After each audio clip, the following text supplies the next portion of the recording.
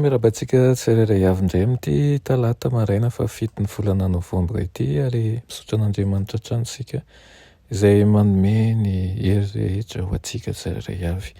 Raha izy tombontsoa lehibe ho anao ny fananana an'izao fotoana izao, satria tsy voavidy vola na reny izany. Lohanderantsika ny amofinaina an'io dia vavakisika. Ry Tompon'Andriamanitra eo mbola velom-pisaolanao izay mbola meno tombo-taona indray ahafahanay mandinika ny teninao.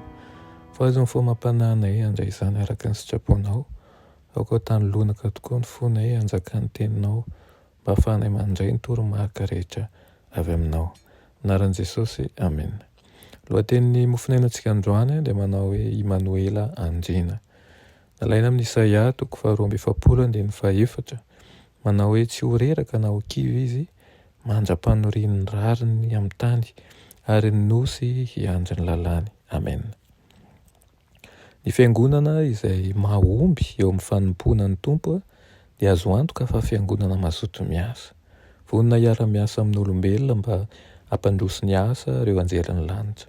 Lehibe tokoa ny fahefan'i Kristy tsotoa ny heriny amin'ny alalan'ny fanahy masina no iasan'i Jehovah miaraka amin'ny olombelona.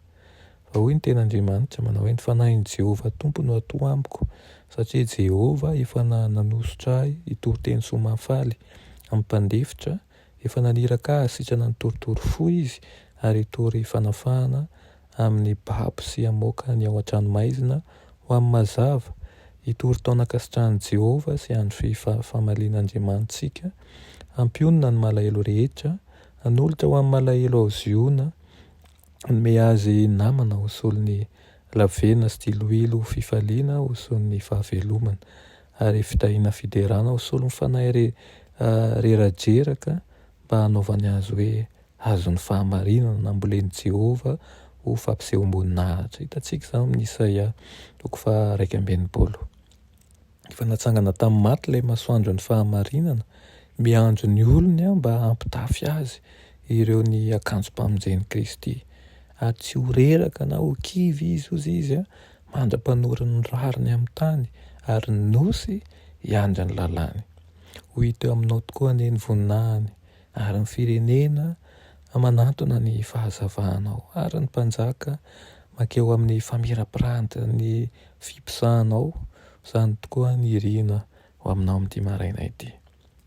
Tsy tian'ny tompo izy hitoetra ho anatin'ny tsy fahalalana na ao anatin'ny aizina, na dia ny anankiray monja amin'ny miaramilan'ny hazo fijaliana aza.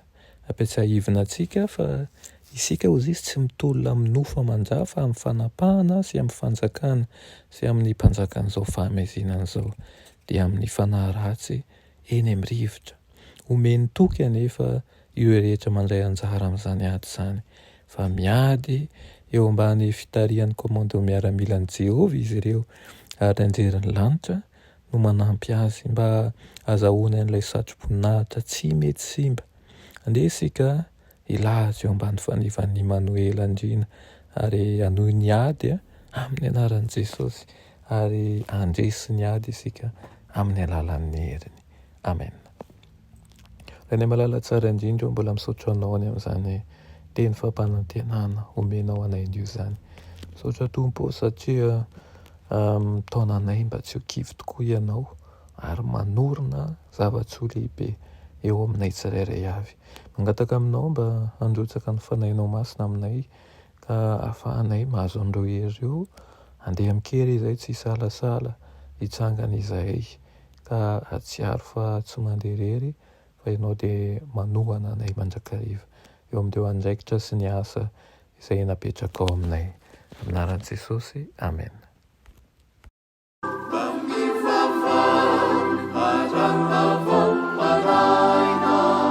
Saru vire